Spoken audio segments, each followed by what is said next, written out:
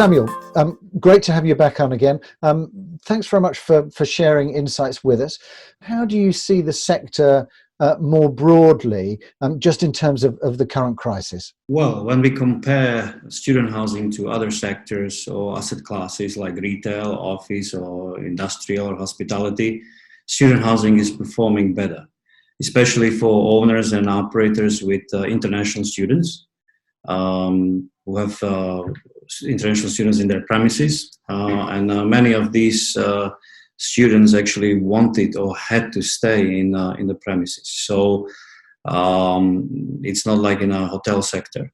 Moreover, both operators and international students individually could have sourced financial aid from local governments, like in Canada or Australia. So it improved their possibility to stay. The dips in occupancies are therefore not that dramatic as in other rental sectors. And also operators collected summer semester fees before the COVID started in the most of the part of the planet, so prior to COVID. And now they sort of deal with cancellations that not always are refunds. Sometimes it's just deferring for later. So bookings for autumn semester are also coming in US, in UK, in Europe. Of course, transactions slow down as some new deals are paused for the time when it is difficult to visit or to do valuations or to sign a deal. So, but we work with some opportunistic investors too. So they want to buy now for less. We've talked a lot about the growth in terms of international student numbers driving the sector. Do you see this as bringing an end to that growth of international students, or do you see this really simply as a pause for the moment? Not at all. There are more students in and after Asia recession since 50s. So yes, now we deal with pandemic and limited mobility, but later it will become economic correction or recession. And in such times, people go to studies more. You know, there are less jobs, less opportunities, and hence more time and more affordable study. And people usually go to study up to 30 of their age, so it's also limited time. So it's a natural choice for many people to study in these times. And in the last 3 weeks, we talked to our partners and clients like governments, associations, universities, student housing operators, and they all report the same. Students are deferring, not canceling their studies. New bookings are coming too. So yes, sure, it is reasonable to expect that there will be less students in autumn semester due to limited mobility and sort of concerns and sort of student customer confidence to come or not. And there are also some backlogs in processing of new applications, so that might also hinder some uptake and arrivals and for autumn semester. But in long term, the asset class is representing a safe stream of customers and income. You're obviously seeing a lot of research, as you mentioned there. And what does that tell you, I suppose, about, there's going to be a lot of discussion around resilience.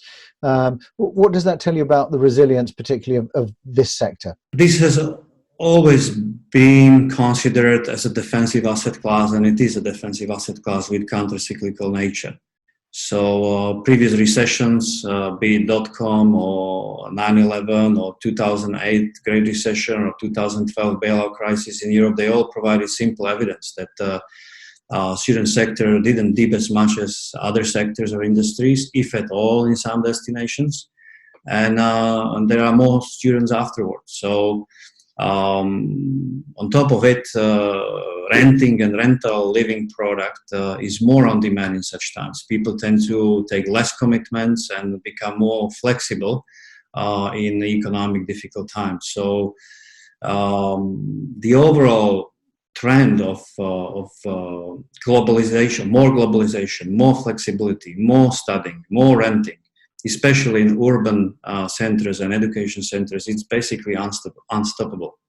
So yes, we might experience certain turbulence on the market, but this has always proved to be, or student housing to prove to be more resilient to these occasions in the history. So student housing was attractive for these reasons and become even more now.